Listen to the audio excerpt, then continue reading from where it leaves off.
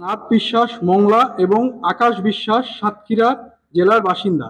এছাড়া পণ্ডিত বিশ্বাস, যার বয়স ৩৮ বছর, ভারতের পশ্চিমবঙ্গের দক্ষিণ ২৪ পরগনা জেলার বাসিন্দা বলে জানা যায়।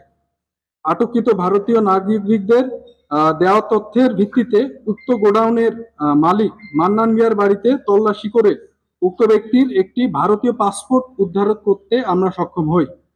প্রাথমিক জিজ্ঞাসাবাদে জানা যায়, আটককৃত পণ্ডিত বিশ্বাস বাংলাদেশে দীর্ঘদিন যাবৎ ফিশিং বোটের নিষিদ্ধ আর্টিসানাল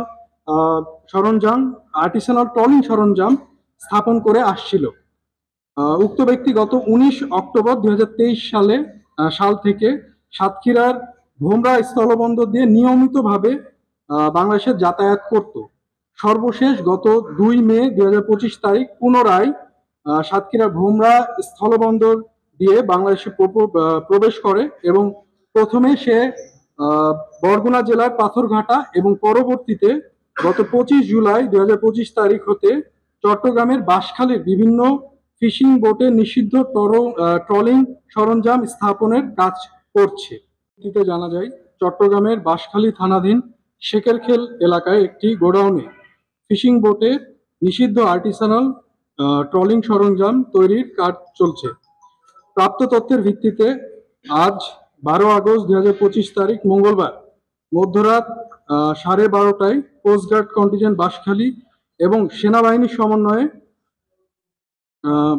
নিষিদ্ধ ট্রলিং জাল তৈরির সময় প্রায় ২৫ লক্ষ টাকা মূল্যের ৬০টি অবৈধ ট্রলিং জাল, ১৭,০০০ টাকা মূল্যের ৩৪ পিস ইয়াবা, ৩০০ টাকা মূল্যের ১০ গ্রাম গাঁজা এবং নগদ ৭৩,২৩০ টাকা সহ ৩ জন বাংলাদেশি কারিগর এবং নিষিদ্ধ ট্রলিং সরঞ্জাম স্থাপনের মূল হোতা একজন ভারতীয় নাগরিককে আটক করা হয়।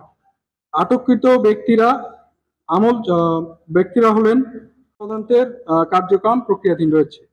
উল্লেখ্য যে আমাদের কাঠের তৈরি ফিশিং বোটের যে অবৈধ ট্রলিং সরঞ্জাম এবং ছোট ফাঁসের যে বেহুন্দি জাল স্থাপন করে যান্ত্রিক ট্রলিং ট্রলারে রূপান্তর করা হয়, যার ফলে প্রবাল, সামুদ্রিক গাছপালা, পোনা মাছ ধ্বংস হয়ে ইকোসিস্টেমের ভারসাম্য সম্পূর্ণভাবে ধ্বংস করে দেয়। প্রাথমিক তদন্ততে পেয়েছি এবং বিস্তারিত তদন্ত আমাদের প্রক্রিয়াধীন রয়েছে এবং আমরা যেটা পেয়েছি সে বৈধভাবে বেশ কয়েকবার ঢুকেছে বাংলাদেশে। এখন পর্যন্ত এতটুকু তথ্য আপনাদের দিতে পারে। আশঙ্কা তৈরি করছে। জব্দকৃত আলামত আটককৃত আসামিদের পরবর্তী আইনানুগ কার্যক্রম প্রক্রিয়াধীন রয়েছে। এছাড়াও দেশের সুনীল অর্থনীতি সমৃদ্ধিশীল করার লক্ষ্যে সমুদ্র উপকূলীয় এবং নদী তীরবর্তী অঞ্চলে সার্বক্ষণিক নজরদারি রেখেছে বাংলাদেশ কোস্টগার্ড এবং ভবিষ্যতেও এ ধরনের অভিযান আমাদের অব্যাহত থাকবে।